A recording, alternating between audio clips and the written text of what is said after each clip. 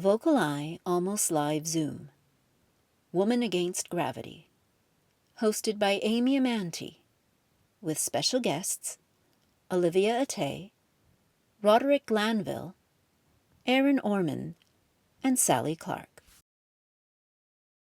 Okay, a big welcome to you all to this VocalEye Almost Live event. My name is Amy Amantea. I use she, her pronouns, and I'm the Associate Director here at VocalEye. I'm your host for these Almost Live events, and I'm a member of the blind community. And as I tell you all the time, I'm really proud to be a member of this community. You all bring a lot of joy to my life. Some of you I know really well, and we get to see each other a lot locally. Some of you I know just through this screen, and I feel like we've known each other for a long time.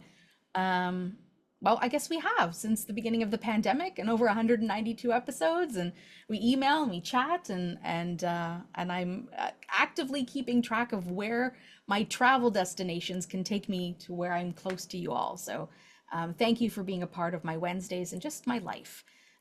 So a big thank you to you all because you've supported us through donations and thank you letters and testimonials and all of those things. And that really helps when we share those with our donors and funders.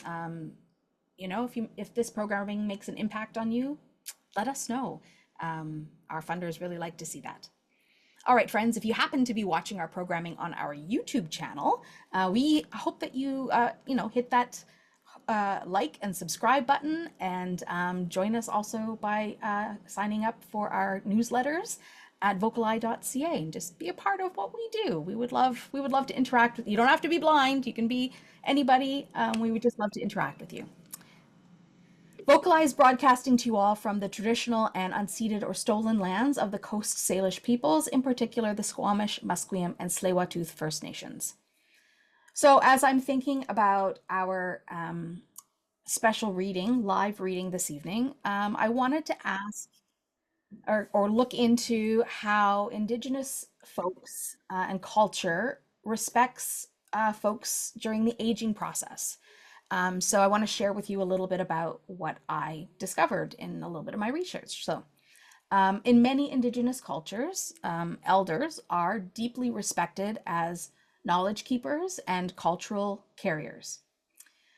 They hold oral histories, spiritual teachings, and the wisdom of the land. Aging is seen as a stage of honor rather than decline. With elders valued for their guidance, storytelling, and lived experience, they are a part of the circle of life. They are central to intergenerational relationships, helping raise children, resolve conflicts, and shape community decisions, while also connecting people to traditions, ceremony, and stewardship of the land. Caring for elders is considered both a responsibility and a great privilege, as their presence sustains cultural continuity and strengthens the health and identity of the whole community. I really thought that there were some really beautiful things in there um, because I know a lot of people with a lot of grandparents that certainly aren't treated with any respect.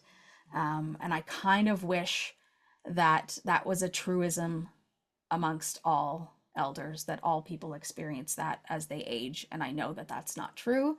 Um, but I wish that moving forward for all people in our community. All right, my friends, it's another Wednesday. It's September the 10th. It's 2025. And tonight we're proud to offer you our Almost Live event number 192, if you can believe it. And tonight's feature presentation is a live reading of a play called Woman Against Gravity. So without further ado, I'm going to bring in the playwright. Where's Olivia? Where's Olivia? I know we got a square with Olivia. Hello, everyone. Hello, Olivia. How are you, my friend? I'm great. Thank you so much, Amy, for having us today. Really excited. Why don't you introduce yourself to our audience? Sure. Hello, everyone. My name is Olivia Etey. I am of Hungarian descent. My pronouns are she, her. I'm wearing a gold necklace with a heart-shaped locket, and my brown hair is pulled back into a ponytail. I do not identify with a disability. Olivia, it's really lovely for you to join us in the space and share your gift of writing with us all. I first met you at the Revolver Festival in, I'm going to say May/June, but I think it actually started a little bit late this year. But May/June is usually when Revolver happens. When you did a live reading, or your cast, your players did a live reading of this piece. Um, and we did have some VocalEye members there as well. Um, Yes. can you tell us like the origin story of this piece? Absolutely. So the play you're about to hear is based on the true story of my dear friend Evie Wallace. So I met her at a remote mountain chalet accessible only by helicopter a year after her husband passed away through medical assistance and dying. So to paint a picture of Evie, she's a retired group therapist, and she was responsible for bringing a group of 12 women together at the chalet. And when they congregated on that first night, Evie put a whoopee cushion on each of their seats, and when they all sat down together, the sound was unbelievable. It was a chorus of pure love. And later on, I found out that Evie was seeking a playwright to share her story of going online after her husband's death. So I begged her to let me tell it, and this is the culmination of that desire. So this play is a tribute to Evie and very much dedicated to her, and it's been 7 years in the works. Wow. So it's been a 7 years. long process. Yeah. Yeah. We've talked a bit in this space before about how long it takes to create a piece, because unless you're working in the arts, you often don't know how long it takes to create a piece of work. And I sure didn't either until I worked on my own show, where it's like, oh, you work on this 2 weeks at a time? And it's like, yeah, because that's how the funding works.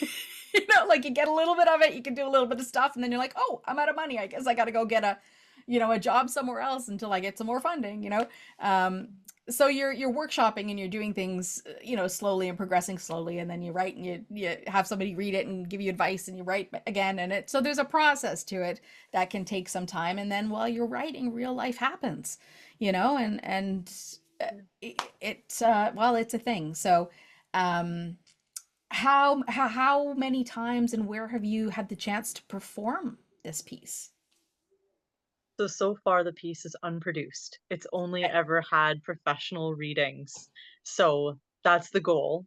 And it's Mhm, neat because we had considered showing you a video recording of the Revolver Festival reading, mhm. but I just want to say that our beautiful cast rallied together to give you all a live play reading today.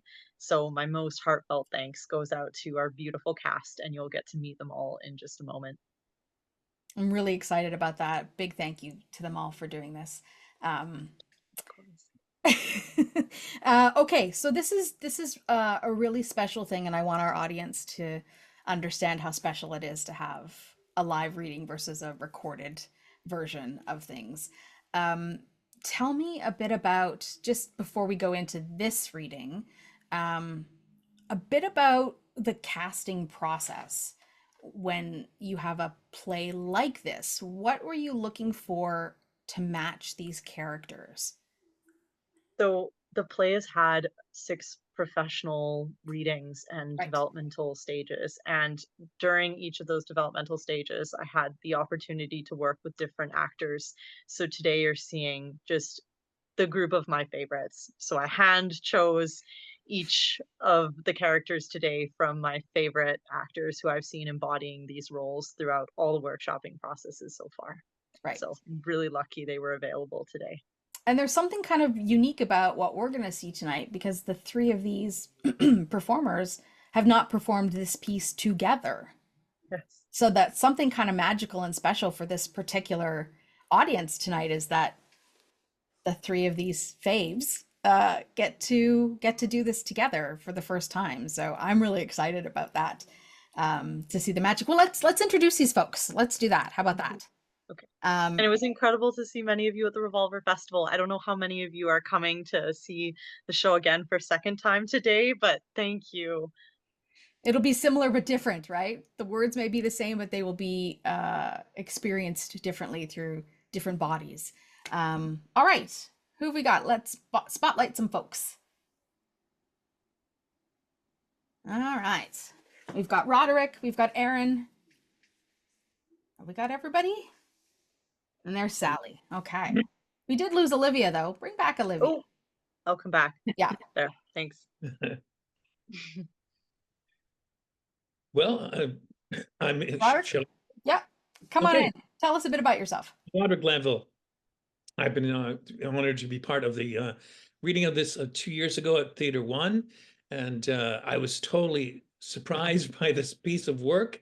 And we had a stage reading, and it was incredibly well received. I'm 65. I'm him as my pronoun, he, him, and I'm silver-haired. I've got dark glasses. I'm 65 years old, and I'm playing a 75-year-old in the play. So that's my story. Do you need more information there? If you want to just give us a little bit about your background as an artist, just a few sentences, just so we get to know you as a human too. Yeah, I'm, well, I'll tell you right now, I'm recovering from a stroke. So there might be some slight delays and interruptions every now and then as I try and sort through some of the words. But it was a very minor stroke, and I'm very glad to be back here reading with both Allison and you, Sally. A great honor. It's a great respect for you as a playwright. So let's get going. Let's get going. Awesome. Thanks, Roderick. Erin, you want to go next? Absolutely. Hello, everyone. My name is Erin Ormond. I use she, her pronouns. I have pale colored skin, and I identify as a white settler of European background. I currently live in an able body, and the character Patty that I'm playing is 74 years old, although I'm actually about in my mid 50s. And I am currently reading this play from Vancouver Island, the town that is currently known as Chemainus, but is actually on the traditional unceded and ancestral territory of the Penelakut tribe and the Halkominum speaking peoples. Yeah. Awesome. Thanks, Erin. Thank you. Sally. Hi, my name's Sally Clark. I'm a playwright, and God, I've written plays, I guess, since the 1980s or so, for a long time. I'm really happy to be doing this reading. I had so much fun at the Revolver Festival. It was an honor to read it, Olivia. So I guess I'll do the the thing we're supposed to read. I have pale colored skin, and I'm of Scottish, English, and Cree descent. My hair is pale blonde, gray in the front and brown in the back. I do not identify with disability. Thank you all for sharing a bit about that. Olivia, do you want to just do any kind of anything we need to know about the show or the play before we just dive in? I could just read the opening stage directions to set the scene, and Let's then do it. we start. Let's do it. Okay. Everyone ready? Yeah. Yeah. All right. And I'll turn off my camera and be a disembodied voice. Woman Against Gravity. Tessa, 75, Patty, 74, and Big Bill, 76. Act 1, Scene 1. Tessa, a teenager at heart, sits at her kitchen table wearing a flowing dress. Her hiking boots rest on a shoe rack in the corner, and her hiking poles lean against the wall. The space also contains a door, landline telephone, a couch with a woolly blanket throw, and stained glass windows with the blinds thrust wide open, looking out onto a moonlit evening. It's snowing outside, the quiet of a winter's night. Oh, wow. You're all just beautiful. Yes, you. Sound of a harsh knocking. Go away. I'm not letting you in. Last week, my granddaughter asked for a lock of my hair. And does the hair on my head look expendable to you? No, I'm guarding every strand. I get that it's a romantic gesture or whatnot, but no way. I got her a kite instead. If she really wants my dead skin cells, she can grab them from an album herself. My mom kept everything, our hair, baby teeth, even fingernail clippings. She carefully arranged them between pages of clear cellophane. I don't get it. I never did any of that. Why would I waste my time preserving our kids' youth? They work hard enough preserving it themselves. My job is to stay educated and alert so that I know that's an eyelash curler, and that's a diva cup for menstruation, and that is a jockstrap. And yes, it goes over top of your trousers, Grandma. But hey, things slow down. So much so you forget they're ever going to change.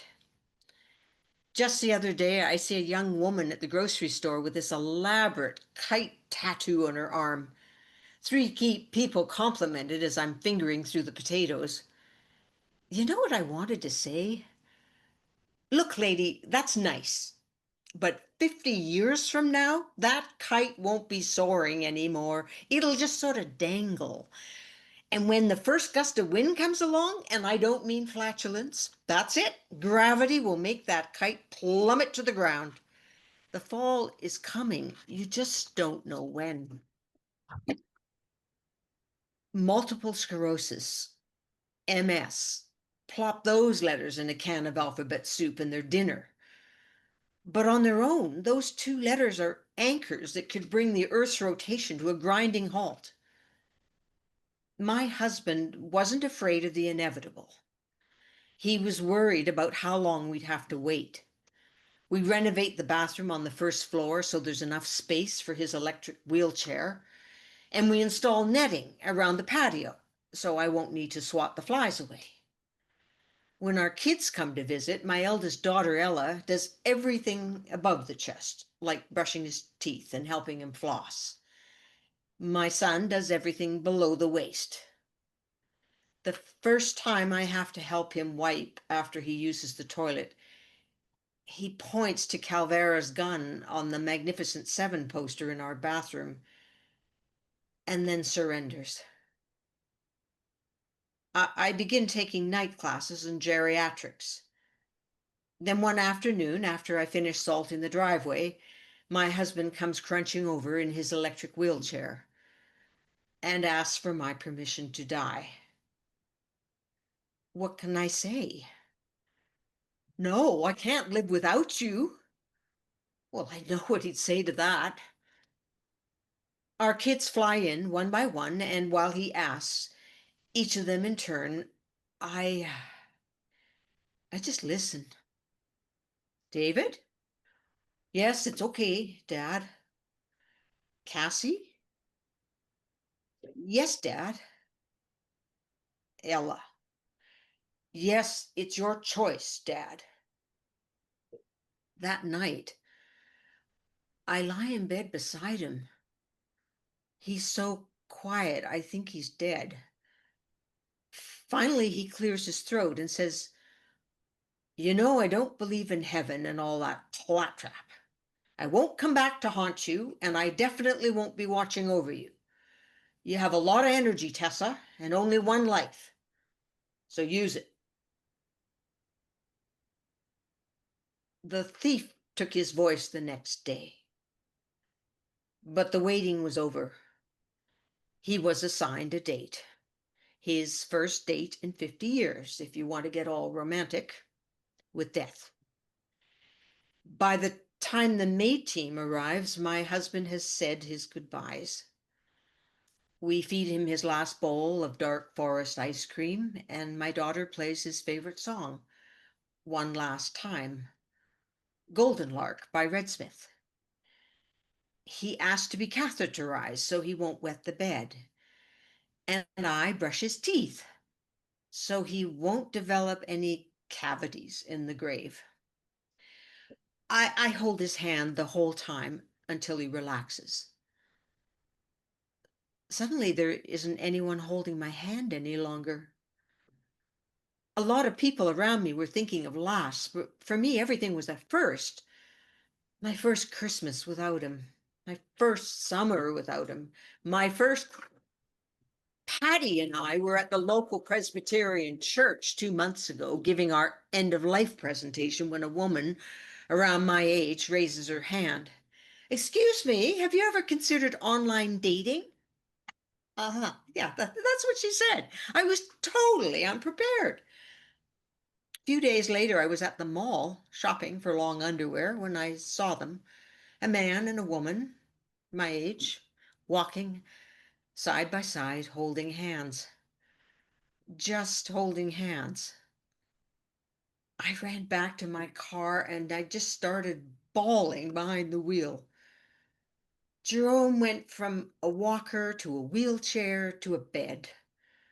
I haven't walked beside someone holding hands in a long time. I want that again. It's quiet in this old house and full of ghosts. The room down the hall to the left, that was my eldest. She turned it into a miniature zoo when she was little. My husband and I lugged an old bathtub in there for the pond. You could hear the amphibians croaking all night. Sometimes I can still hear them before I fall asleep. I used to have these house dreams when I was in my 20s. I saw log cabins and bungalows, acreages in the middle of the woods.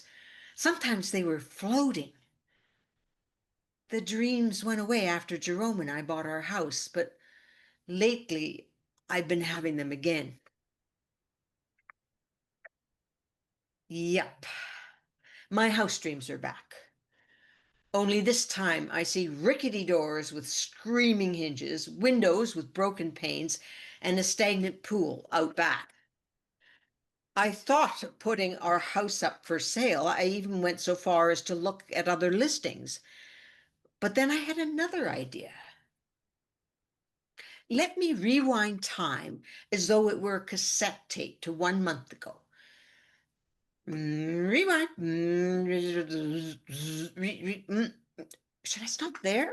No. Let's keep going. Okay. Stop. Yeah. Right there. Scene 2. Tessa sits down at the kitchen table and opens her laptop. The screen is projected onto the wall.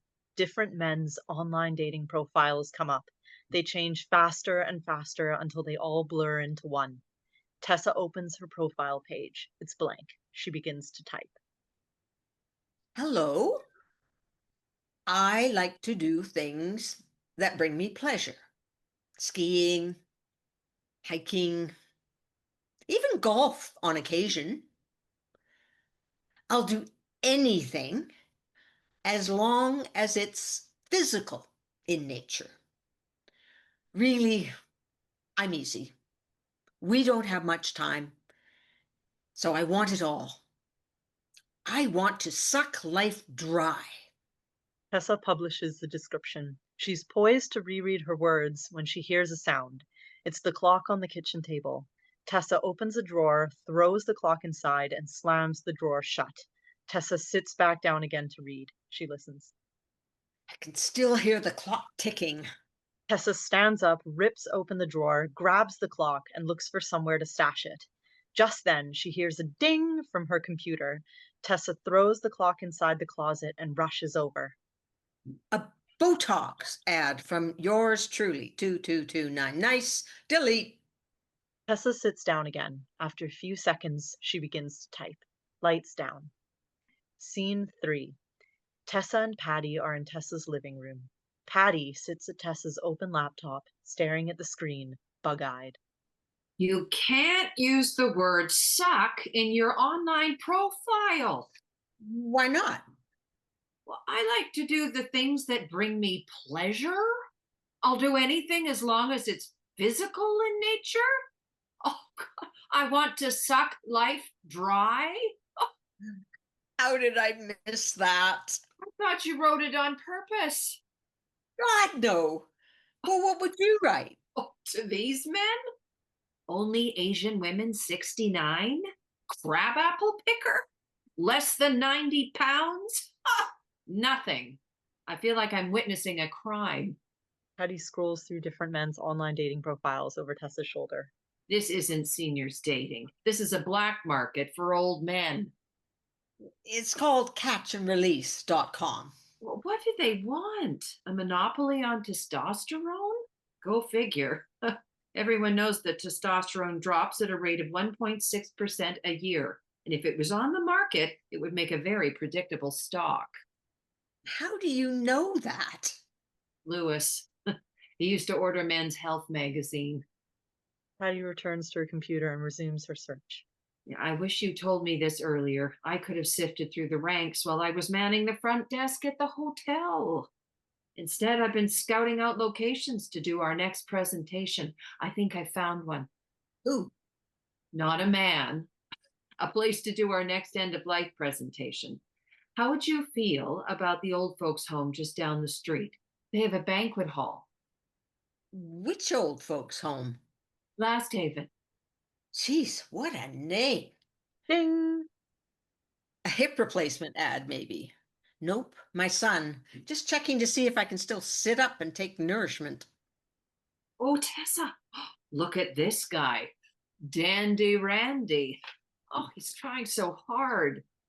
Randy. Dandy Randy's got a stuffed moose over his head. Real dandy. Or this man. Siegfried. Oh, with his grandkids. On opposite ends of the couch. Looks like he has some serious trouble with intimacy. If I hug this guy, he'll probably try to burp me like this. Tessa hugs Patty and pats her on the back. And I've just had a meal. Well. And what about Leather's 666? Oh, no way. Look at this, Patty. You could check off a box if you're toned or not. What? Yeah, I asked a bunch of people about online dating and they all said the exact same thing. They're scared of dating. And no wonder. But it's not about dating. It's about meeting new people. Oh, well, they tell me, I don't want to upset my routine. But they don't have to live together. They can just do fun stuff. Then their counter argument is, well, I fear rejection. Rejection. Wait till they get an eye transplant and their eye rejects them. Seriously, look at Leather 666. Nah. Oh, come on, he's looking for an independent woman. That's you, Tessa. Oh, yeah? He owns a store. He didn't go to university. My mother wouldn't approve. Your mother's dead. He's got more leather on him than the backseat of a Lamborghini. You're only looking at the pictures. All right. What is your real name? Let's ask him. There. Look, he's already answering back. Bill. What's yours? I don't type very well. Let's meet up. He sure knows what he's doing. Are you free this afternoon? Sure, why not? You need to experience his pheromones. I think he's got the same idea. Tessa answers back. What do I even wear? In a magazine I read recently, it says they like to see skin. But what skin am I willing to show? Marcel's at 2:00. Say yes. Patty types for her. Tessa exits into the bathroom. Patty keeps scrolling through the dating site. I feel like my period's back. Not a chance. Is it just me or is it really hot in here? You had your last hot flash at 69. Tessa enters wearing a V-neck. That's the perfect amount of skin. Very discreet. Are you sure? I'm not breaking out in pimples, am I? No. There's just so many of them. At least with dogs, there's a breed you can choose from. But with men, good luck. If you want my honest opinion, I think your chances of meeting a serial killer are far more likely than you actually meeting someone. But, oh no. What? We should have waited. Look, Tessa. This man is perfect. Retired head of the Royal Canadian Navy and chief of the naval staff. He's educated. Toned. Oh, he's probably on the keto diet. Well, your mom would have loved this guy. I'll write to him later. Write to him now. Well, I definitely like to know where he drops his anchor, but I'm about to go for coffee. Why am I getting so invested? Feels like my hymen's regrown. Patty quickly All, brings up the profile of Leather 666. all right. Goodbye to Moby Dick. Back to Leather 666. I'm looking for someone who likes to go on adventures. I have 2 pairs of leathers, and they're just waiting for us to put them on and ride out into the sunset. I've always done things while there was still light left in the day. With you around, it would be light out even at 9 o'clock in the dead of winter. Let's use up the light we got left. I don't know where we'll go or what we'll do, but I'd sure like to meet up with you and find out. Lights down. Scene 4. A coffee shop. Big Bill, dressed in motorcycle leathers, enters. He scouts out a table for 2. He looks right and then left, as if checking something. Then he removes his coat and sits down. Waits. A moment later, Tessa enters, wearing a coat. Bill smiles enormously at her and offers her a hug. Surprised, Tessa accepts.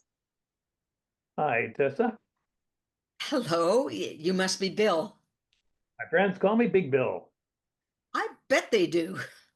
What would you like? Cappuccino would be lovely. Bill exits. Wait, he is tall. Tessa painstakingly removes her coat to reveal a scarf, obscuring her V-neck. She contemplates the scenario until finally she rips off the scarf. She puts her coat back on. Bill enters. He carries a ginormous mug and places it in front of Tessa. If I drink all that, I could go for an ultrasound. Tessa, Yes? relax. There's no pressure. Don't have to drink all of it. Tessa removes her jacket. A slight pause.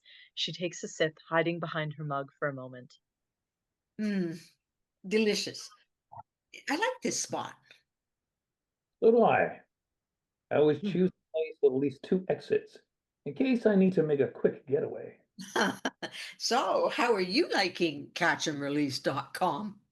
Well, there's a lot of listening, and well, I find the past so Passe? exactly. How many dates have you been on? To be honest, this is my first one. Good for you. A lot's changed, huh? Price of coffee, chairs less comfortable. Totally. Why did you go online? Well, I figured it's the most efficient way to meet charming new people, but between you and me, if someone can fall in love once, I think they can do it again. They take sips of their coffee. You're an anomaly. Gravity hasn't touched you. No? No, you're so frickin' tall. How do you keep it at bay? Well, my motorcycle. Thought I'd make it impossible for gravity to keep up. Gravity must be running after you hard. I think I can hear her panting. Which means we need to go right now. Come on. Did you motorcycle here? I did. My granddaughter's a vegetarian. If she ever saw me in leather, she'd have conniptions. Makes it easy to decide what to wear. Although I've learned there's nothing I wear that will hide my true nature from a woman. Is that so? That said, there's one accessory I must wear at all times. What's that? Hearing aids. And I need to make sure they're fully charged. All those women must have run the batteries dry. Did you bring any sunglasses? No. Here, take mine. Honest, my cataracts are like built-in sunglasses. Geez, Bill. Tessa takes the sunglasses. Bill beams at Tessa, showing his teeth. It's crazy we're doing this online dating thing. We can hardly see or hear each other. Oh God, is that you? Blink, blink. Tessa reaches across the ether and they touch. Tessa hears the sound of knocking. Bill doesn't hear it. More knocking. Excuse me a moment. Are you okay? Yes, I'll be back in a minute. Tessa takes her coat and purse and exits. Bill waits for a long time. Finally, Bill sighs, gets up, and exits. Tessa re-enters, but Bill is gone. Scene 5. Tessa's living room. Patty hangs up her coat and sits on the couch with a tray of fancy baked goods in her lap, covered by a cloth. Tessa paces in front of her. What do you mean he just left? I went to the bathroom, and when I came back, he was gone. Oh, how long were you in there? About 5 minutes. I had Thai food the night before. Maybe something happened at the store? A robbery or fire? I think he was just waiting for the right moment to exit. Geez, Patty, you'd think I'd be better at judging a person's character after practicing therapy for so long. Write to him. Find out what happened. If it's an emergency, he'll let me know. I drilled him with so many questions. He must have thought it was a mental health assessment. Or a job interview. But you know what he said? He said he likes to motorcycle because it keeps gravity at bay. I thought that was a good one. Tessa removes the cloth from Patty's tray to reveal a platter of baked goods. Oh, Patty, those are Lewis's favorite. The caterers left them at the hotel front desk for him. I didn't have the heart to tell him. He'll eat them vicariously through us. Tessa and Patty take one. Tessa finishes hers in 2 bites and reaches for another. So, how was Last Haven? Good. Actually, it's called Tender Lodge now. Management changed. Tender what? It wasn't anything like our dream old folks home, though. No ski resort? Or young male nurses. No 6-course dinners. I figured. That's not all. As I was leaving, I overheard one of the nurses talking about this resident that keeps escaping. They even had to recruit the lunch staff to help find her. How many times has she run away? This was her 3rd time. If I was at a place called Tender Lodge, I would have succeeded the first time. And apparently, they had to really crack down on providing free condoms. There was an STI outbreak. No way! Residents were sneaking into each other's rooms at all hours of the day. And you know, STIs are statistically highest in our age category. Well, in that case, sign me up. Who cares if they only serve soup? No, we don't have to present there, Patty. Well, we can't back out now. We're already booked in. They'll give us a call in a few weeks to confirm how many people are coming. I gave them your phone number as well. Ding! Patty, What? I just received a message from the retired commander of the Royal Canadian Navy and chief of the naval staff. Are you sure it's not from a cruise line? See for yourself. His name's Dick. He wants to go to wine tasting tonight. Oh, don't drink too much. It might impair your judgment. I better cut back on the cookies. Oh, you don't have to worry about that. You're right. I'm sure Dick and I can work off our meal. Tessa unleashes her cell phone. Okay, Google, if I want to lose a pound having sex, how long do we have to go for? 9 hours straight. Oh, that's the entire Lord of the Rings movie, back to back. Imagine how much veggie femme we'd need. I'm not sure I'd want to go for 5 minutes. What about after a nice visit to the esthetician? What can they do? You can get a nice Brazilian wax, or if you want, they can shape your nether regions into a flower and a heart and dye it pink. Oh, I call it the landing strip. Tessa and Patty laugh. Patty laughs so hard that suddenly Patty begins to cry. Tessa wraps her arms around Patty. oh, me and Lewis, we didn't have time to say goodbye the way you and Jerome did. He just went to the grocery store and I got a call an hour later. Tessa strokes Patty's back. His last words were to the cashier with purple hair. I wish I'd gone with him, but you know how protective he was about his grocery shopping. If I'd been there, what do you think he would have said? I think he would have sung. Hey baby, corduroy navy, polka dot paisley, everything's hazy but you. Ba-do-do-do-do. Thank you. Enough about me now. You have a date tonight. You're keeping me alive an extra 10 years, Patty. Landing strip. Lights down. Scene 6. Tessa enters a dimly lit restaurant and sits down at the table. Tessa checks the time. Lights down. Lights up. There's a glass bowl of nuts on the table. Tessa eats from the bowl of nuts. Lights down. Lights up. She is sipping a cocktail and the nuts are all gone. Lights down. Lights up. There are 2 empty nut bowls and an empty cocktail glass beside her. Lights down. Lights up on Tessa. Tessa's phone rings. She sees that it's from Dick and answers it immediately. Hi, Dick. Hi, Dick. Oh, that's all right. Totally. Tessa hangs up. Suddenly she hears the sound of the knocking. Tessa covers her ears, lights down. The knocking continues, reverberating in the darkness. I'm not letting you in. The knocking cuts out. Scene 7. Bill's store. Bill is restocking a shelving unit with bags of Doritos. He eats from a Dorito bag as he organizes. Patty enters carrying a meticulously rolled up poster. Hello? Oh, hi. Oh, do you work here? Yes, I do. I shouldn't because I can't exactly peddle products in my stomach. But I got this store out of a divorce settlement, so I figured I'd make a go of it. How can I help you? Do you happen to have a bulletin board here by any chance for posters? What's the event? Well, my friend Tessa and I are putting on an end of life presentation chronicling her family's experience with Maid. Which family member got euthanized? Her husband. Well, I see. Well, I don't have a bulletin board, but this counter is prime oceanfront property.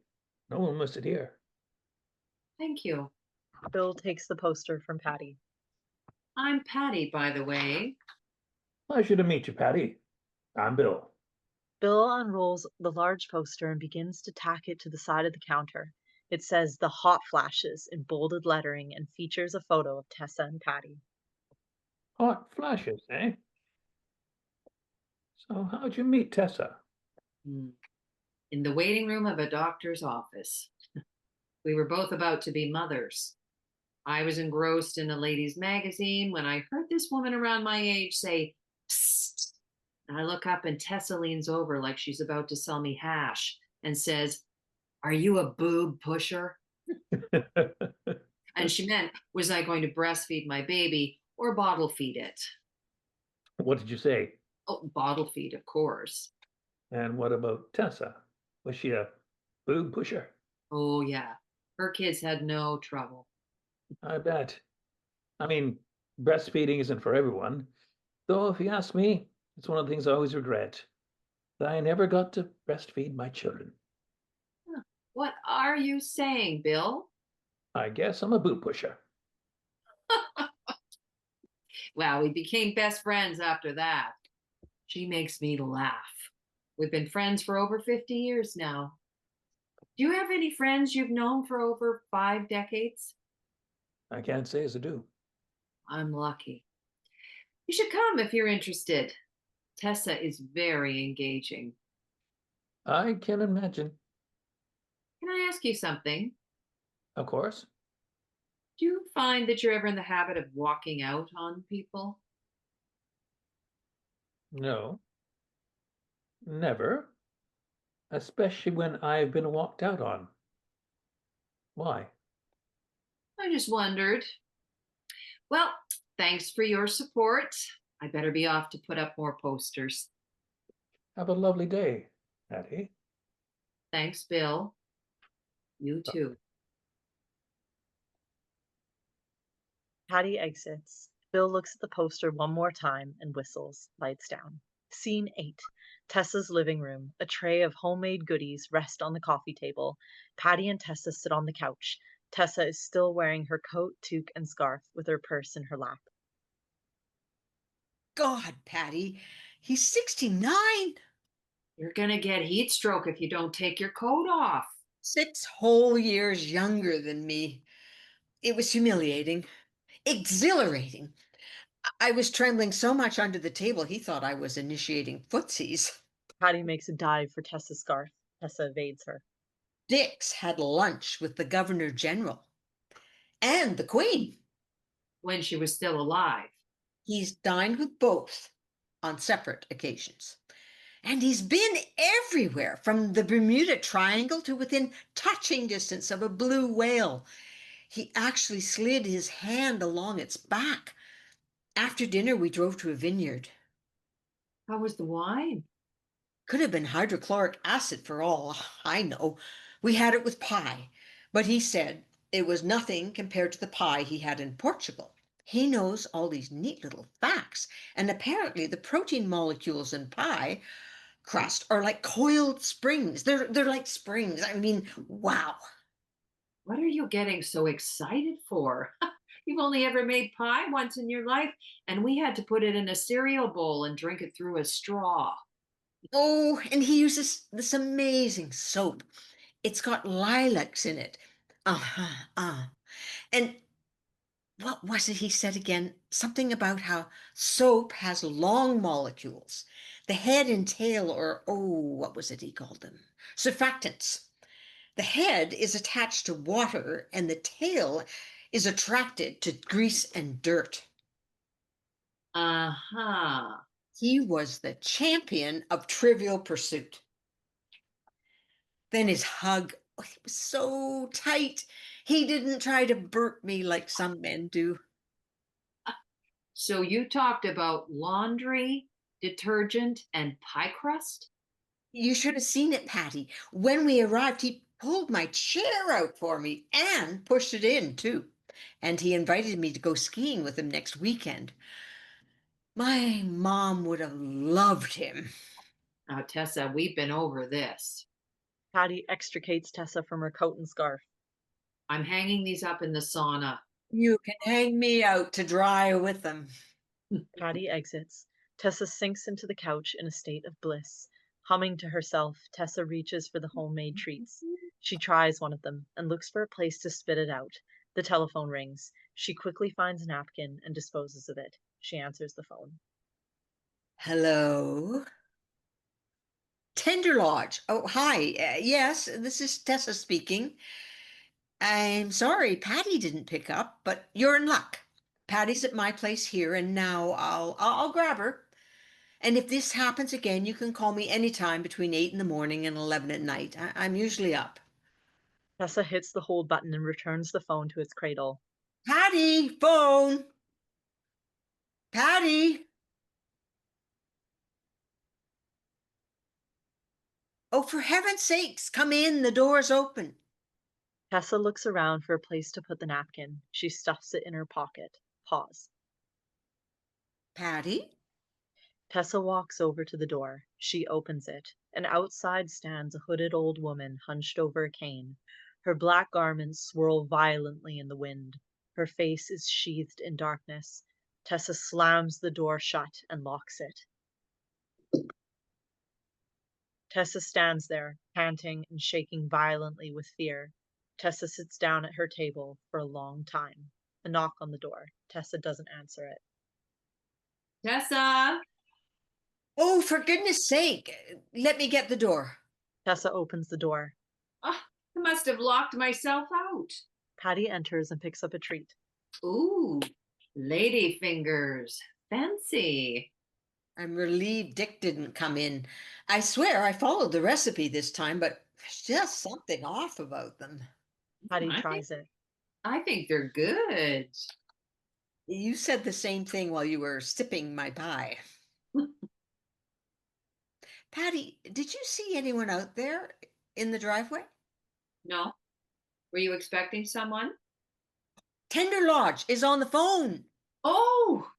Patty hits the hold button and picks up. Tessa ventures over to the door and looks through the peephole. Hello? This is Patty speaking. Oh, hi, Patricia. Thanks for waiting. Booked solid? Wow, that's fantastic. Mm-hmm. Mm-hmm. Well, thanks again for calling. Yes, we'll see you soon. Bye. Patty hangs up. It's completely booked. Tessa, are you okay? Oh, yeah. What did they say? The presentation, it's totally booked already. And I haven't even finished tacking up the posters. Oh, I saw one today at the supermarket beside a sex party advertisement. Oh, well, we keep good company. Let's leave these ladyfingers for the crematorium. Tessa opens a box of chocolate chip cookies instead. Patty takes one. So when is your next date? On Saturday. Lights down. Scene 9. Music blares. Tessa enters her living room carrying snow-encrusted skis under her arm. She leans them against the wall and cleans them off with a towel. Simultaneously, Bill is at the store restocking the shelves. He stands up and pulls his phone out of his pocket. He dials. In Tessa's living room, the phone rings. The music begins to fade. Tessa checks the caller ID and picks up the phone.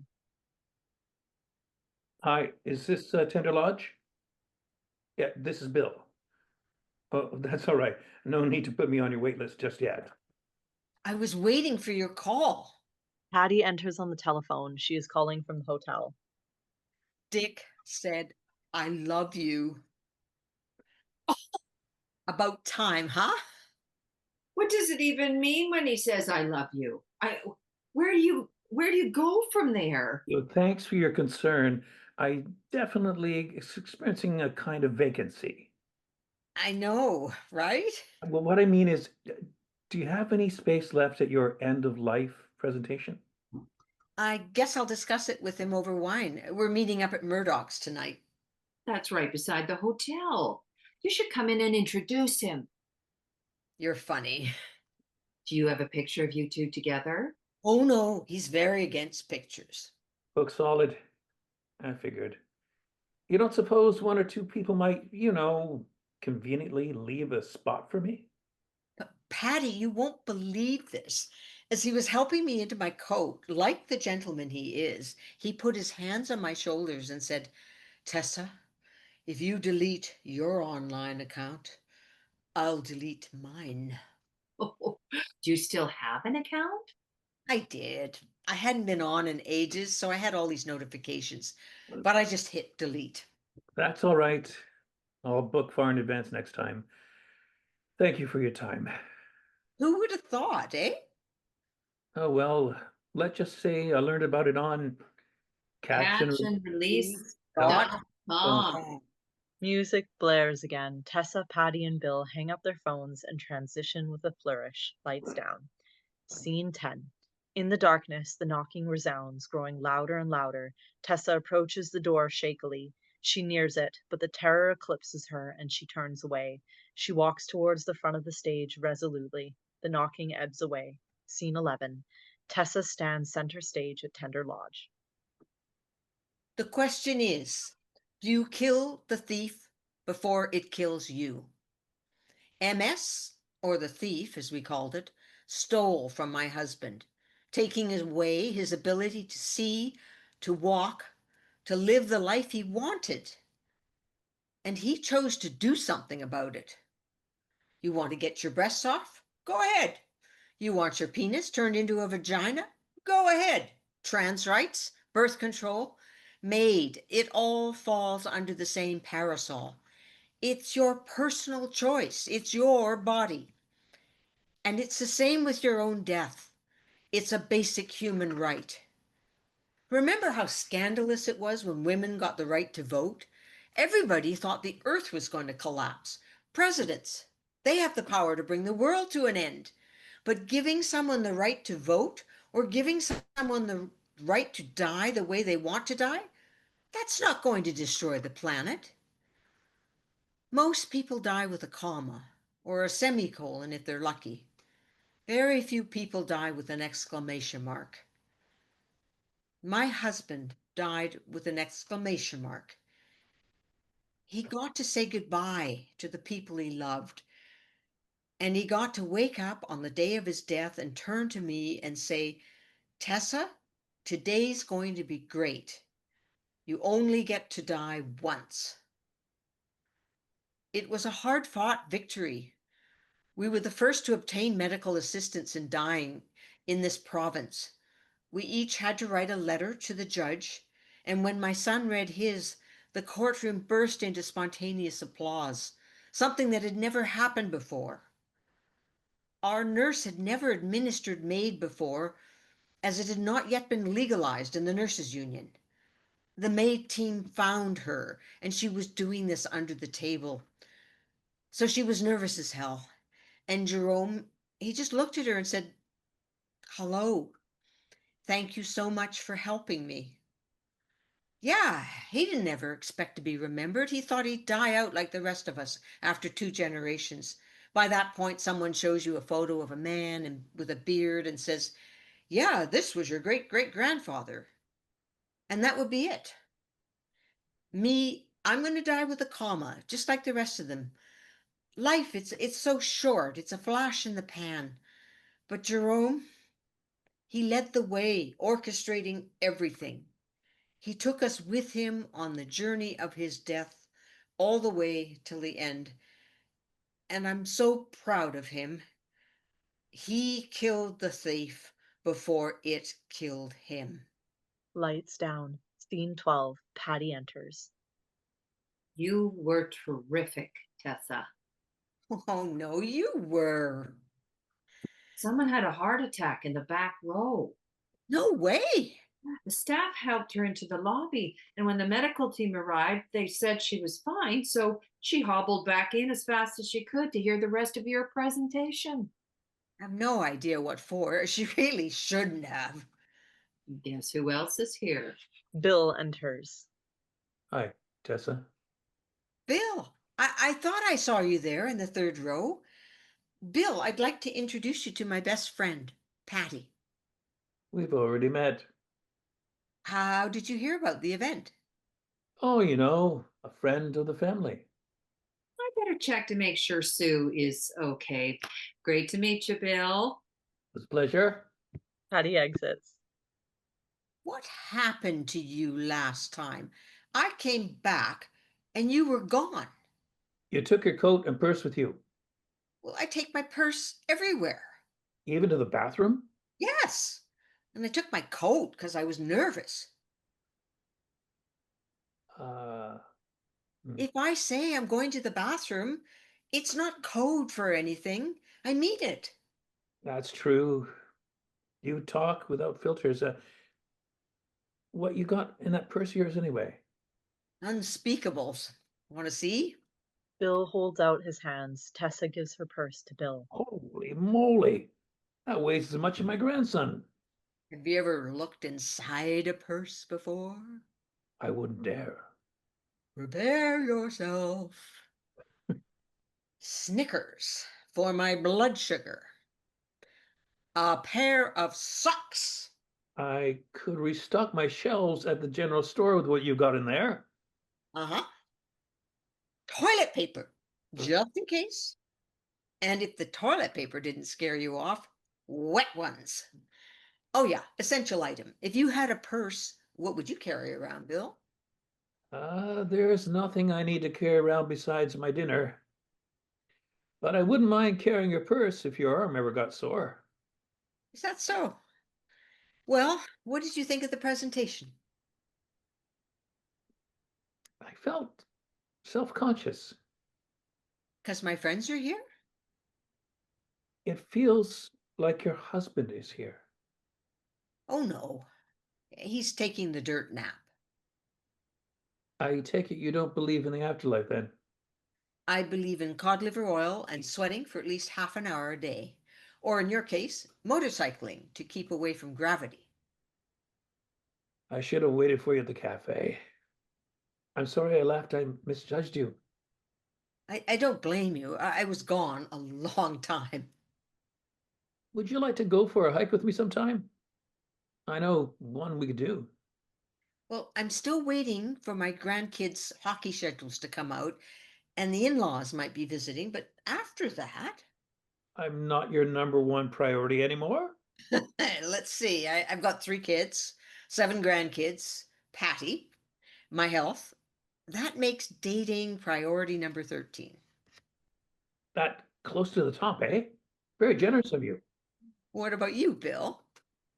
Well, I have 2 kids, 2 grandkids, 8 and 11. The store takes up a lot of my time, but you just let me know where you can fit me in. Tessa and Bill beam at each other.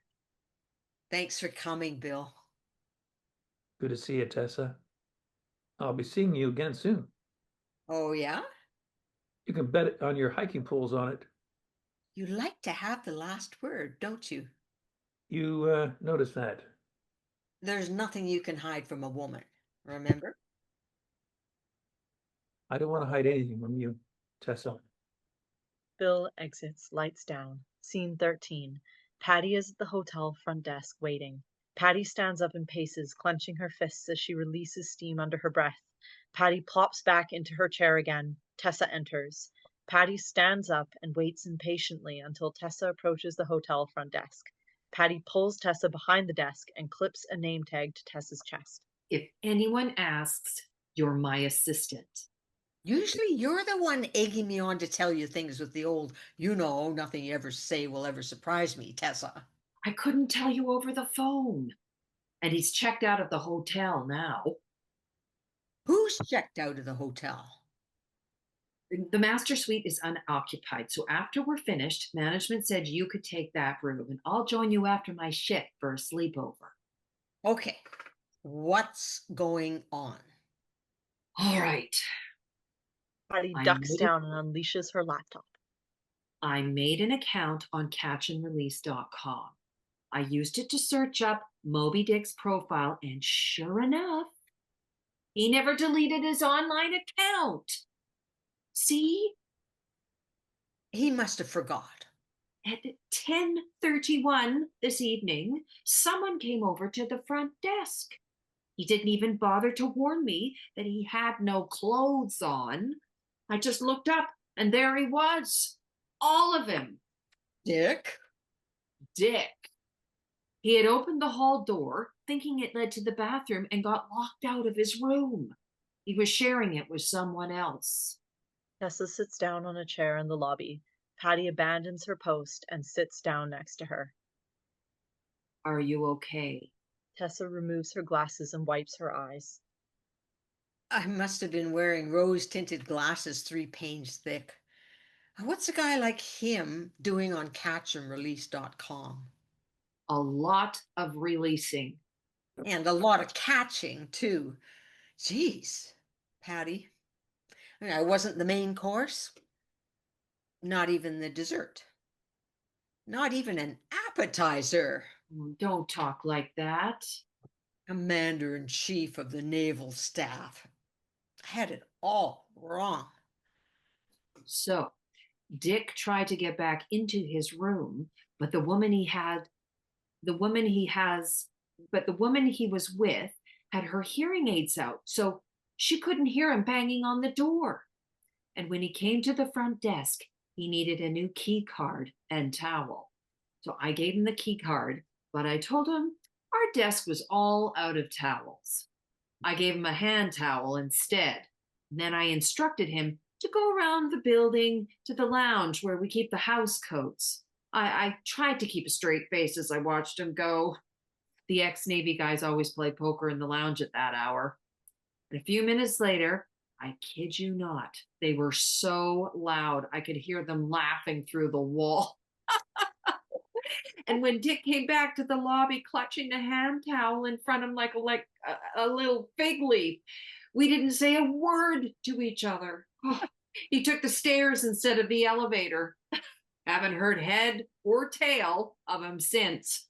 Oh, what have I been doing all this whole time? I'm not looking for a boyfriend. I'm looking for a Husband?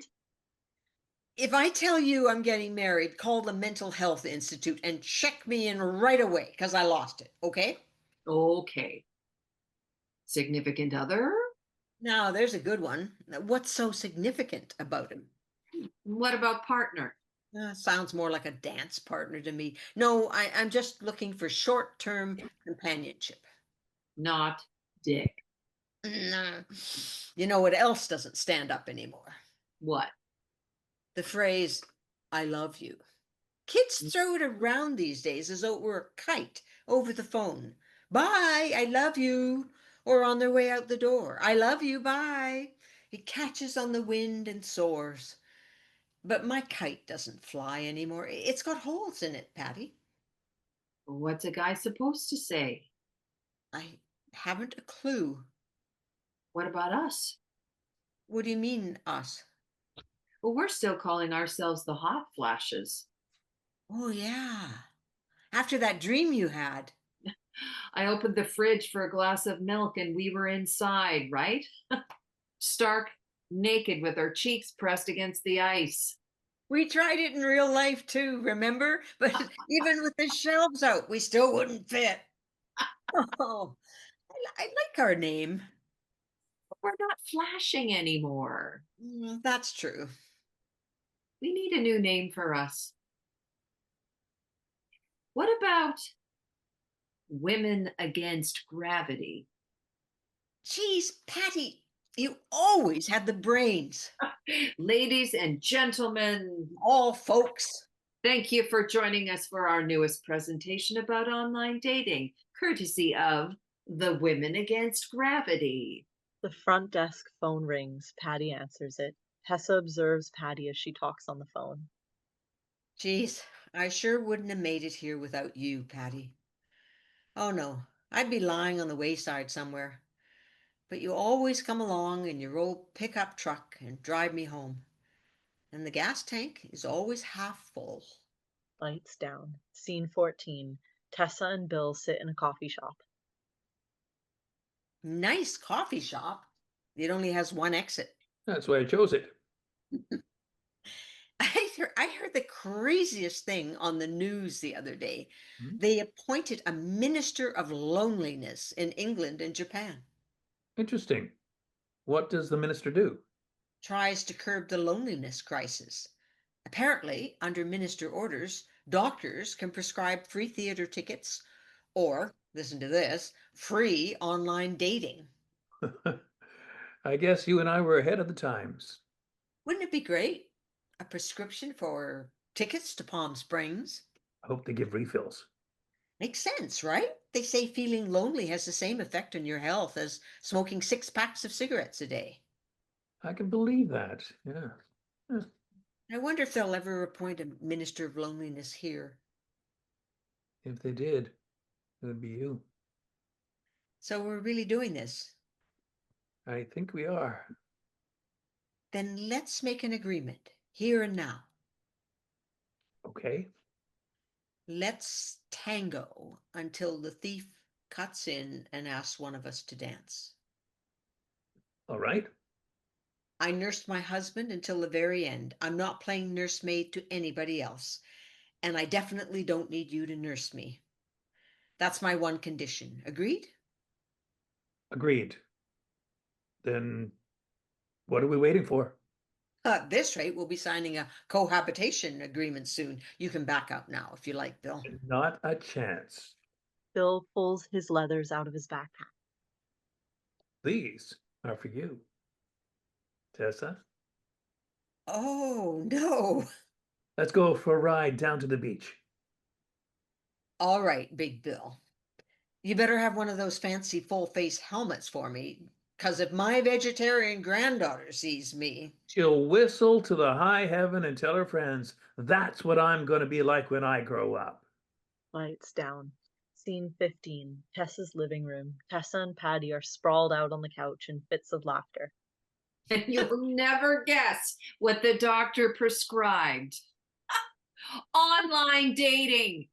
Oh, well, science is advancing. I thought it was very forward of him, all right. Will you pick up your prescription? Come on. What? Lewis was the only one for me. Realistically, though, Tessa, what if I had to wear a diaper to dinner? Or I couldn't move without a walker? What if I had to get a knee replacement? No. I think this online dating thing is for younger people, not people in their golden age. Who do you think invented the term golden age? Probably the same nitwits who came up with names like Tender Lodge and Lost Haven. You know what they should be called? House of Heroes or Survivor Lodge. Yeah, old age isn't for the faint of heart, huh? Nope. And who says we're all going to end up at Tender Lodge? I mean, only those twats making business off our aging. It's our life. And in the end, we get to decide whatever the hell we want to do with it. I just can't imagine dating now. I could wear a taffeta gown and no one would notice. It's just not the same as it was in our 20s. That's true. Bill and I aren't out clubbing till 2 a.m. He never texts me out to see if I have the tightest ass. I mean, that's done, finished, over. That intensity. I can't laugh too hard or I'll wet myself. Never mind sneezing. Physiologically, the heart can't take it. I would get a heart attack or shit my pants with excitement. The body is just not designed to date anymore. But in the moment, it's just. Yeah. I never told you, but Bill and I went for a hike the other day. It turned out to be a much bigger hill than we expected. When we finally made it to the top, we just stood there panting and sweating and trying to catch our breath. And I thought, wow, that's the real orgasm. Climbing a hill together. And saying we did it. Oh, I'm grateful for you, Tessa. I'm grateful for you too. Maybe that's the new I love you. What? Gratitude. Huh. No one can wreck my gratitude, that's for sure. You know who else I looked up before I deleted my account? Who? Bill. His account is gone. He deleted it too. Lights down. Scene 16. Tessa stands in her living room in the present. Loud knocking at the door. Tessa talks to the audience. You must be wondering, who's outside my door? When I first heard the knocking, I thought it was one of my kids. That's still my first instinct. But it's not them. It's me. The old lady. The old bitch. Gravity. She has many names. Tessa turns to the door. Loud knocking resounds. I said, go away. The knocking continues. I fight the old lady every day. She's lonely and she's always there, beating away at the door to some degree, reminding me how old I am. Sometimes she's really loud. Tessa turns to the door. But this ending is mine. Tessa opens the door. The old lady stands there. I said, go away. The old lady slumps. Tessa sees that she is wearing a Tender Lodge alert button. Tessa rushes outside and helps her into the living room. She goes to the landline and dials. Hi, is this Tender Lodge? One of your residents is on my couch. 2266 Cranberry Brook Road. I see. You don't have to answer this if it's confidential, but I'm wondering, what's her name? Yolanda. Thank you. Tessa hangs up. Tessa drapes a blanket over the old lady's shoulders. Here you go, Yolanda. Tessa dials a number into the phone. Lights down on Tessa and the old lady. The windows are suddenly very bright. It begins to snow, but we can no longer see through the windows. All we can see are the intricate designs on the stained glass in all their beauty. Scene 17. Tessa, Patty, and the old lady sit in Tessa's kitchen and wait. They should be here any second now, Yolanda. Tessa exits. Yolanda is silent. Tessa has a date tonight. The last time I had a date was when I was 18. It was at a bonspiel. Our knees were all black and blue by the end of it from kneeling on the ice. The boys were joking around that they couldn't ask anyone to marry them, even if he wanted to. In the middle of the third game, Lewis came up to me with 2 steaming hot chocolates and said hi. And that was it. I want to go home. What? I want to go home. Was this your house once? Is that why you were knocking? I can't find my home. Yeah, I know. Lewis is waiting for me up there. If I went online and met someone, I just know when I die, I'll get to heaven and Lewis will look at me and then he'll look back down to earth and say, now I have to spend the rest of that man's life waiting for him to die, knowing that when he gets here, you might choose him over me. Oh, Lewis. He would never trust me again. Not while the man's on earth and not while he's in heaven. When I get up there, I want to spend the rest of my time with Lewis. Yolanda begins to cry softly. Hey, it's okay. Patty wraps Yolanda in her arms and holds her. Yolanda falls silent. Scene 18. Tessa is in her living room in the present, wearing a flowing dress. The sound of a motorcycle outside. Tessa stops and breathes. She's nervous. A long pause, and then... Shut up! Yes, I can hear the clock, you old bitch, but my heartbeat is louder. This is my life, and I won't let you hold me back. So go away and stop knocking.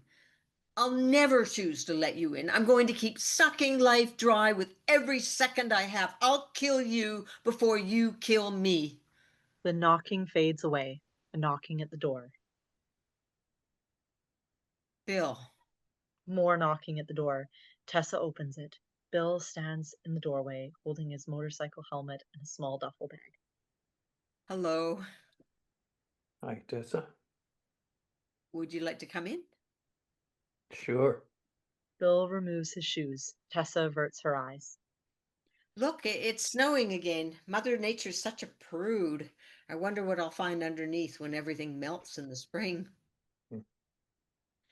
What's the most intimate thing you've ever done?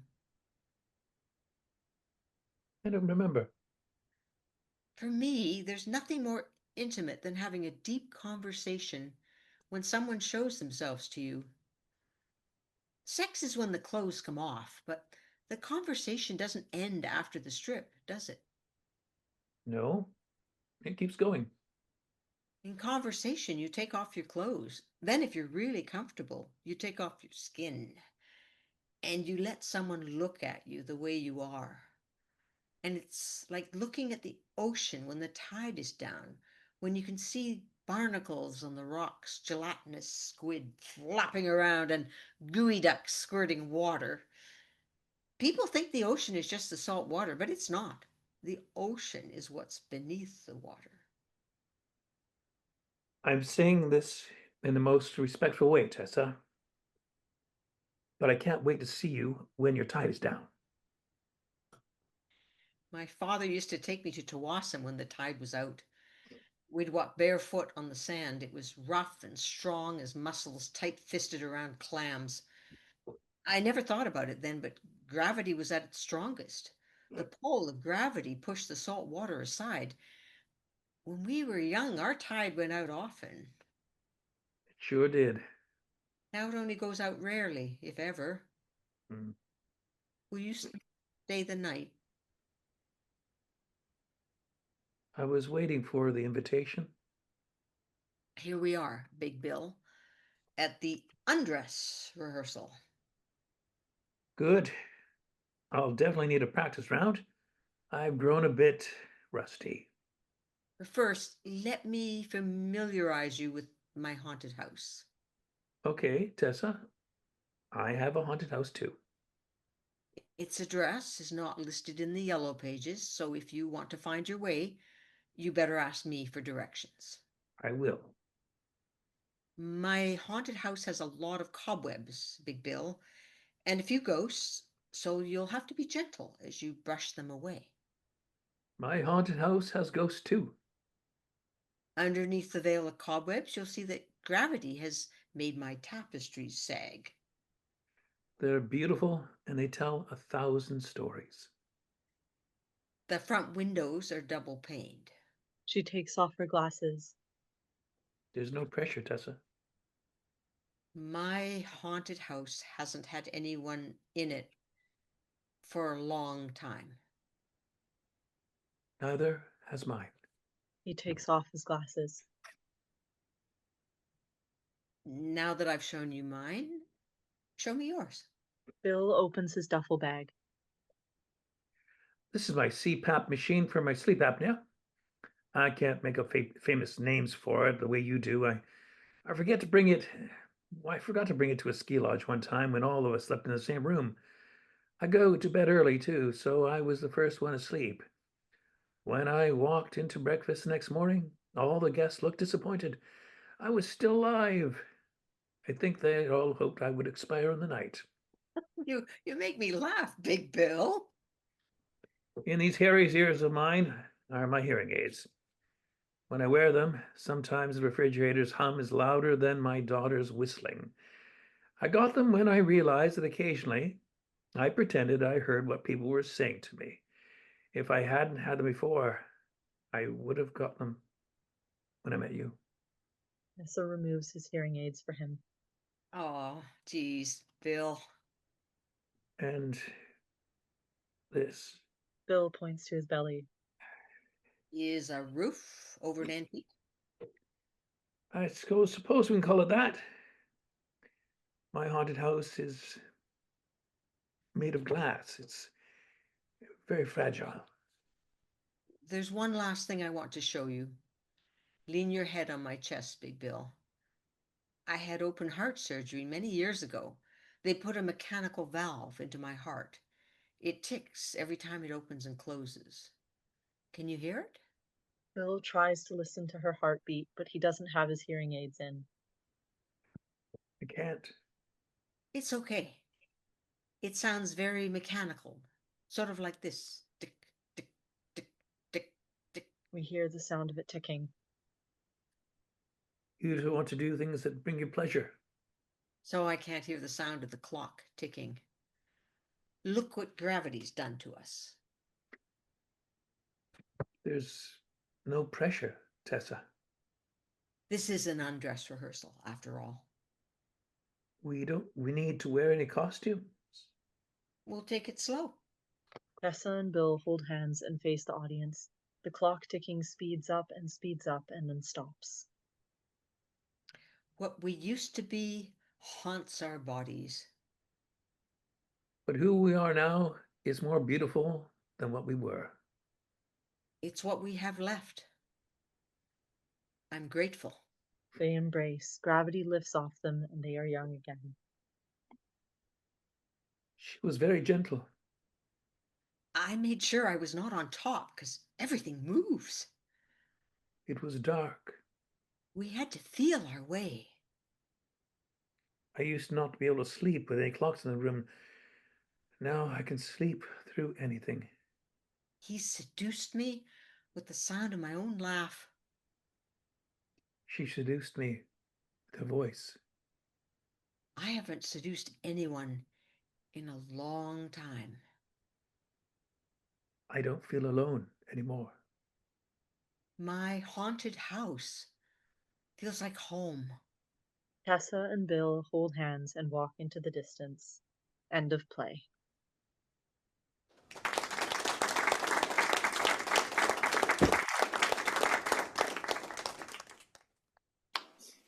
Very nice, friends. Very nice.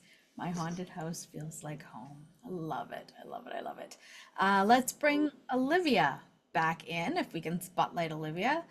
Thanks, friends. How do you feel? Good. That was so beautiful. Thank you, everyone. Yeah. Thank you. I'm curious from our performers,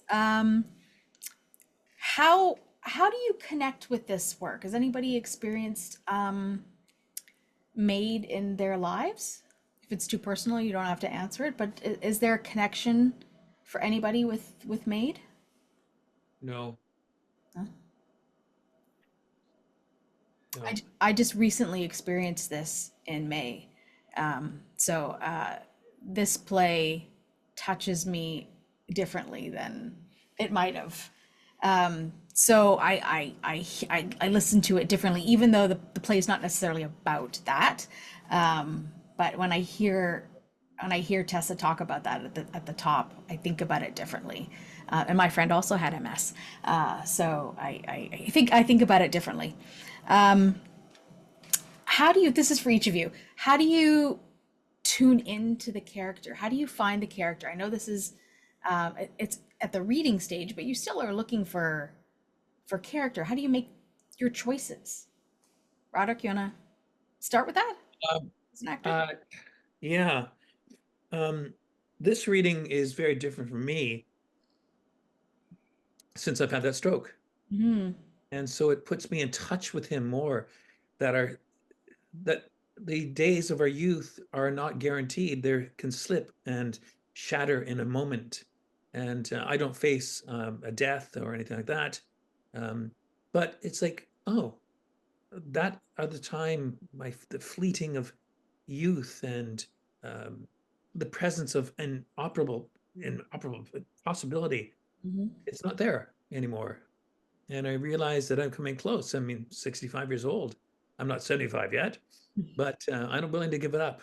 And it just the play and the character reminds me of how precious youth is and how we spend it terribly.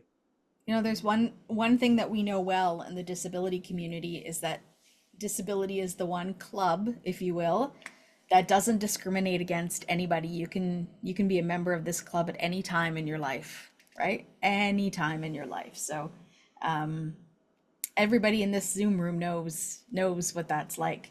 Erin, how about for you? How do you find your character? Well, um, having been part of one of the first readings we did last year, it was a year and a half ago now. I think there's something about the text with Patty that's just very direct, and um, and I love that about her. And I think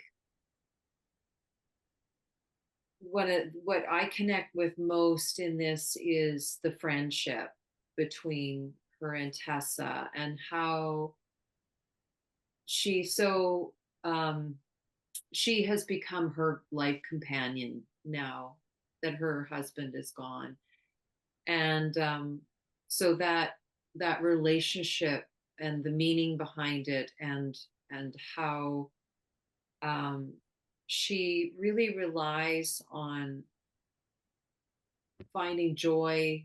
um, there's a lot of laughter between these two women, and a lot of honesty, a lot of care, a lot of love. And so that's what I key into, I think, in particular with Patty.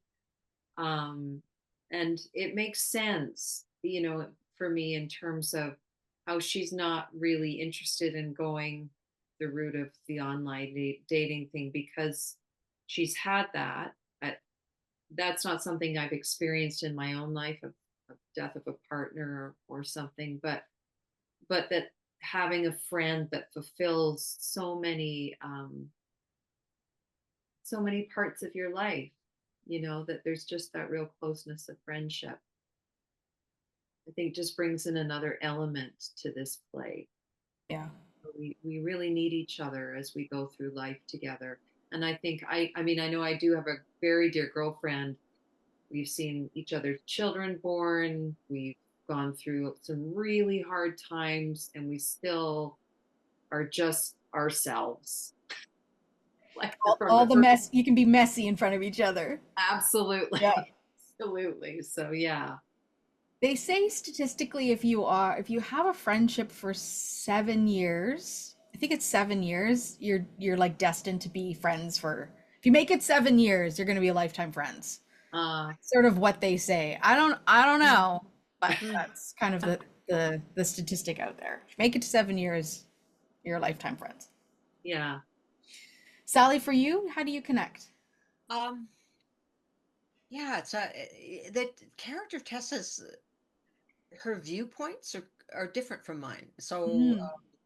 I'm actually nervous about the whole concept of maid. So it was really interesting to put myself in the character of someone who was an advocate and a strong advocate. So I found that those, yeah, I just found it, I,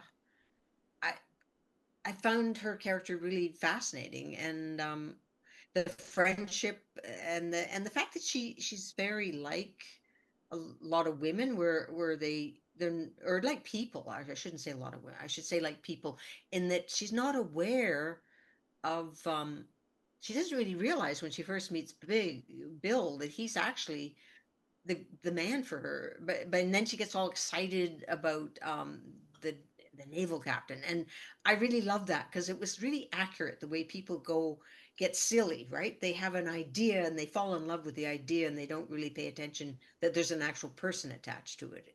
And I love that dichotomy between her being on one hand this person who makes presentations that are very serious and advocacy for women, and then the other hand she's giddy and silly over this man, right? And then meanwhile, there's this really interesting man, Big Bill, and she doesn't see it. So I really love that, and I love her friendship, her close friendship with Patty. That's yeah, that it all felt very real and true, and I just find it interesting to play someone who is actually very different in terms of their politics, but the emotional vibe that she has is, I really identified with it. Ben Olivia, raised his hand. yep, I've got it. We'll get to you Okay, in a okay. minute, Ben. I just got excited. Saw a hand. Olivia, my question to you is similar but different because you're the playwright. So you're connecting with your friend and getting all of the information that goes into this play, and then of course adding your creative and all of that stuff. How true to your friend's story do you think that this play is, and where did you add in your creative your creativeness, your Totally, creativity to it? totally. When I met Evie, I was blown away by her because she sort of in her everyday life lives a manifesto for the opposite of loneliness. She truly epitomizes to me someone who probably was only ever alone in the womb. And with Evie, I really wanted to immortalize her because, you know, no matter what happens to her, I want always to be able to go to a place where I can find her. Like in Ishiguro's book, Never Let Me Go, there's Norfolk where you go to find lost things. I don't know if anyone's read that book, but for me, it's like I go into this play and I can find Evie. Tessa is her alter ego. And so I just kind of wanted to keep her forever. So I did my best to interview her and spend a lot of time with her. She flew me out to Calgary a few times, and I just watched, observed, and tried to capture her. That's I was really lucky she let me do that. yeah. Come on in, Ben. What's your question? What's your thoughts? Okay, I got a question for all of you to answer. In one word, what inspired you guys to bring this to VocalEye? Amy! And the side note is there an actual script that is out on the internet to see for people that come to VocalEye? That's such a And that deep was for question. anybody on this, anyone on the cast. Thank you. I don't have a script up. I suppose it is possible to have the script up on the Playwrights Guild of Canada or so, but just because of the fact that the script hasn't been produced yet, I haven't made it publicly available. But that is my dream, is one day to get it published and have it available in book format and online. Well, you guys did, I want to say, you guys did an awesome job. Good night to you all. Thanks, Ben. Thank you, Appreciate your Ben. thoughts. And I'll see you, Amy. I'll Next- see you in the next one. Sounds good. Have a good night, Ben. Bye. Have a good night. Bye-bye. Thanks. I would say there are not enough plays that are available. Representation is really important. Again, we talk a lot about this in the disability community, that we like to see ourselves reflected, our stories reflected on stages, on screens. So, having a story that tells the perspective, that tells the story of a different a population that's not often reflected on stages, and if they are reflected on stages, there's so much stigma. Like, it's not really raw or true, or it's a stereotype, so to speak, just like disability is often a stereotype. um how does that make you all feel about having something that feels a little bit more authentic, a little bit more real, and raw, as opposed to, I don't know, does it feel authentic to you? Does it feel like something that you want to be on stage and be supportive of instead of tokenistic? I want to say Sally, something. yeah, come on in. When we did the reading at Revolver, and the reading was over, and I was walking down the hill from the Culch, this woman who I don't know very well, she's a friend of mine. Mm. She ran down the hill to catch me, and she said, I just love this play. She said, because it's talking about people we don't see on stage anymore. She said, and she completely identified with Erin, with Patty.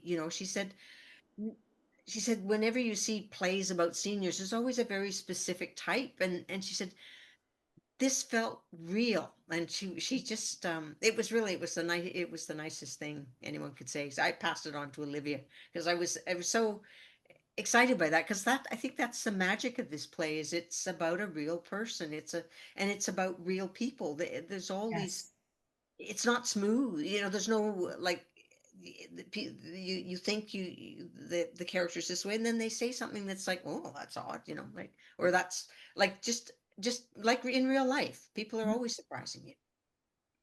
Yeah. Anybody else want to share thoughts about that? I'm profoundly affected by what you said. I forgot the question. Just about representation, and how you feel about a play that Uh, that shows more authentic representation. uh, I don't feel drained. I feel invigorated. Um, Mm. there's something that happens in the show, in the story, that is unexpected, not predictable, um, and refreshing in that we come out feeling like hope is present. And the the relationship between Bill and Tessa is very real. It's not false. And I found that very interesting in reading that and finding the humor in there as well, Mhm. because you always find humor in there. Um, that's all I have to say there. Yeah. Yeah, very good. Very good. And I would just add, there's something so satisfying as an actor to play something that is authentic, that is the truth of of who we are as beings on this earth. And so I think there's just something really satisfying about that. And so yeah, so it's energizing, and it's yeah, it's just so satisfying. It's just so satisfying. I mean, there's a specificity, which is, I think, what makes it so authentic, like, Yeah. when you see plays about a 75-year-old man, they're not usually riding motorcycles and covered in leather, right? Like, it's great. Yeah. I love those details that add the little bit of juxtaposition, that unexpected thing. Again, I can relate that to disability, and you see somebody with a disability jump out of an airplane and you go, what? I didn't know people with disabilities could do that. It's you're breaking down the barrier, the stigma of those walls that you're Mhm. that people have made assumptions about. Let's go to Megan, and then we'll go to Pamela. Okay, well, I really loved the play. It was really amazing. I had a granddad who died from MAID, but I got over that, and I got my boyfriend Ben, and he's really kept me happy with all his comedy, and he kind of zapped me out of that, which is really good, and I love it. And I dated with him for a long time, for about a long time. So that he kept me up. He kept me up in comedy. Up and positive. And that's my view on on dating. And we dated for a long time. But so when you said that Marcel's, is that in Vancouver or is it a made up name? It was totally invented. Ah. Sorry. Oh, okay. And thank you. what was it? Cranberry Brook Road. Cranberry Brook Road. I love that. Cranberry Brook Road. Love that. I love Thank it. you. I've never had anyone think that the locations were real. That's such a compliment. And I also wonder what you imagined each place to look like. What did you imagine it to look like, Megan? I thought, Marcel looks like a coffee place, like somewhere in Vancouver, somewhere like where you like afterthoughts, blends, that kind of thing. Yeah. Yeah. Very nice. That's exactly what I was going for. Yeah. Okay. Thank you. Thanks, Megan. Pamela, come on in. Hey folks, thank you so much for sharing this very genuine, authentic play tonight. I'd say I found the friendship to be almost enviable, really. I've never known a friendship to be that long. I just thought it was beautiful the way that it was portrayed.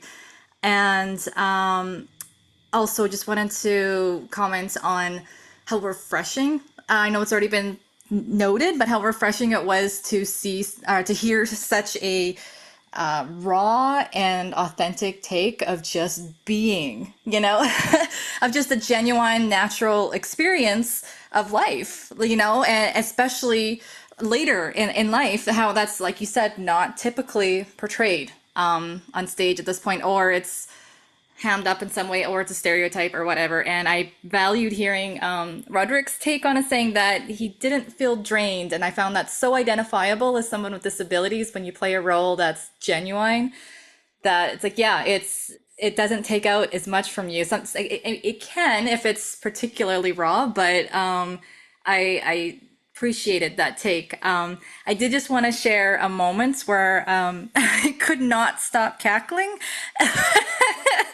And the reason is because the moment in the play where it says, how much sex would I have to lose this much weight or something like that?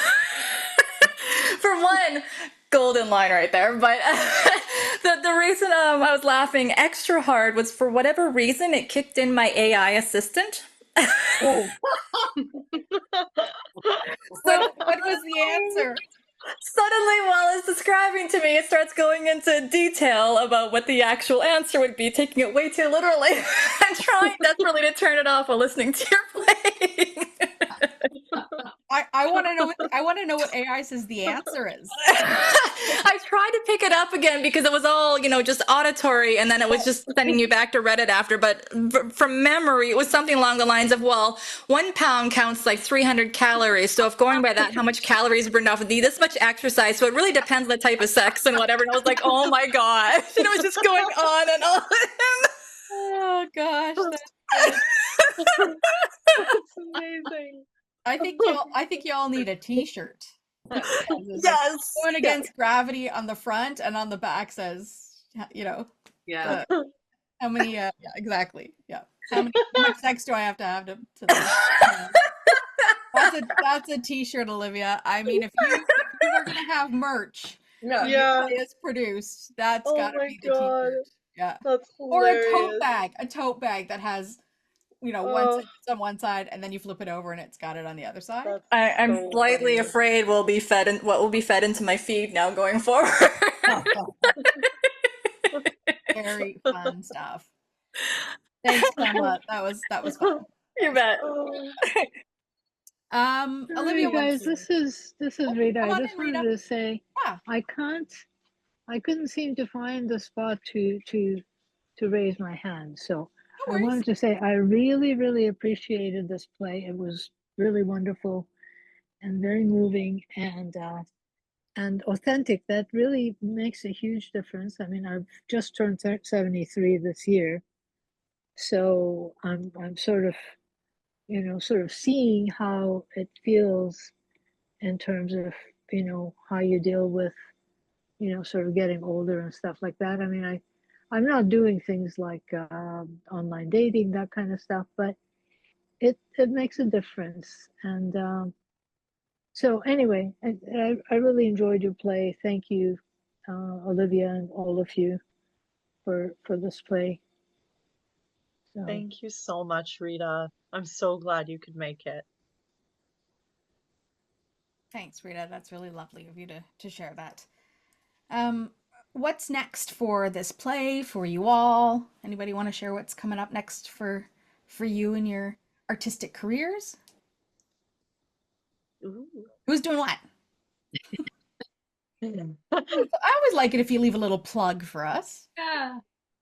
Well, I'm gonna be I'm actually gonna be in Vancouver in the fall. In November, I'll be doing Little Women at the Granville Island stage. So I'm very We have tickets to that. That will be audio described. Oh, yes, I saw that. It's great. It's great. So that's rehearsal start November 4th. So Wonderful, wonderful. I also work at the Arts Club, so I may see you around the building. oh, fantastic.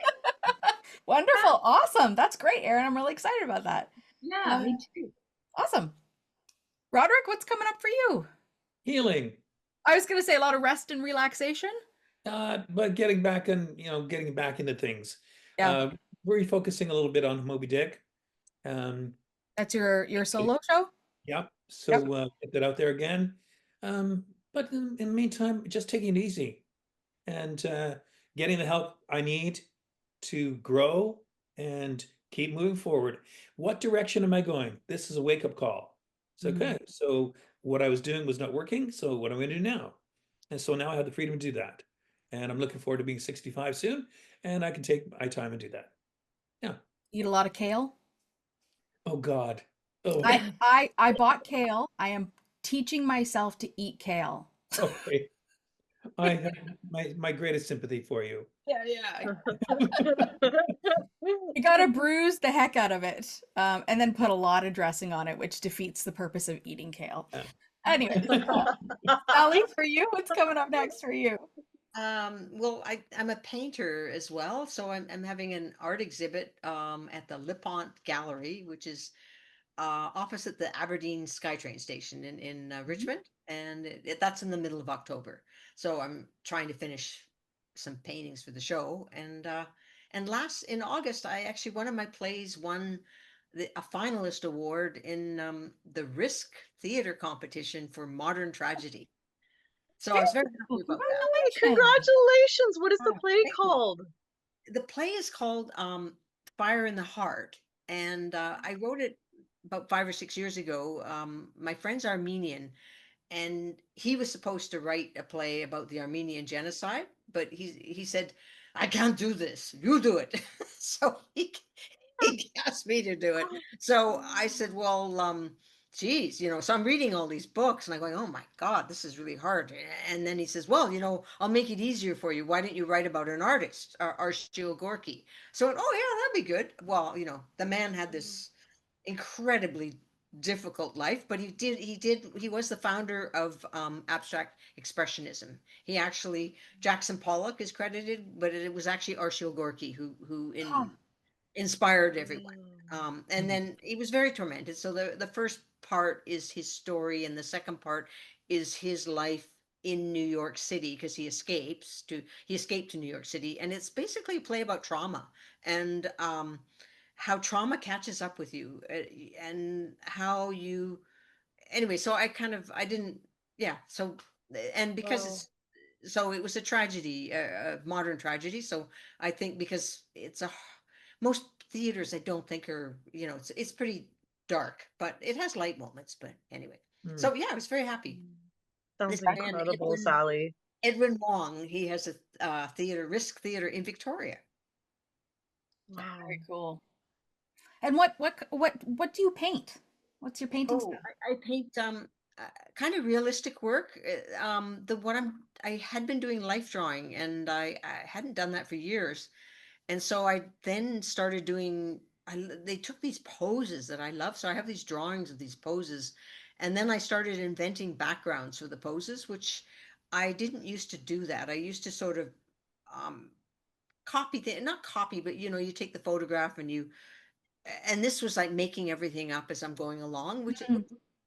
exhilarating, but it's completely different for me. So some of those paintings are going to be this new work, and the rest will be older work that I have.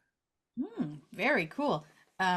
We do here at VocalEye, we do described art tours. So you never know. You should maybe share some of those paintings with us, and we can do some audio description, have you on as a guest. Just putting it out there. If you're interested, you can email me, Olivia, and I can put you and I in touch, and we can maybe have a chat about that. Yeah, because the curator of the Lipon, her name is Tony Zhang. It'd be good. Yeah. Anyways, Thank Olivia, you. what's coming up for you? I'm working on a wild, crazy new play. And in March, I'm producing a 10-minute play festival. So we just got funding for that. So it will be 6 plays, and it'll probably be at the Jericho Arts Center. I'm still finalizing the venue right now, but very excited. So submissions open in November, all ages, and basically anyone can submit. We subscribe to not being connected to an institution in order to enable anyone to literally send in a play and potentially have it produced. So it's very much veteran writers as well as first-time playwrights all working together, and it's a community festival called the Or Festival. It comes from Shakespeare's "To be or not to be," except we choose or. What else is there? Which I think is very representative of what theater is. So very cool. Yeah, very excited. Very cool.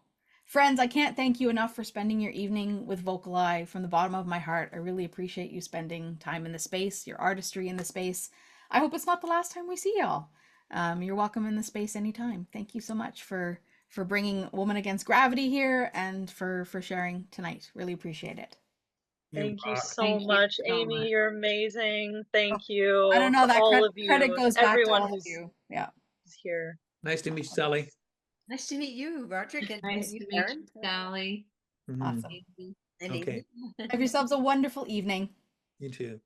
Mwah. Bye, everyone. Lots Till of next love. time. Bye-bye. Till next time. Good night. VocalEye, vocaleye.ca. Special thanks to our funders, the Canada Council for the Arts, the British Columbia Arts Council, the Province of British Columbia, and the City of Vancouver.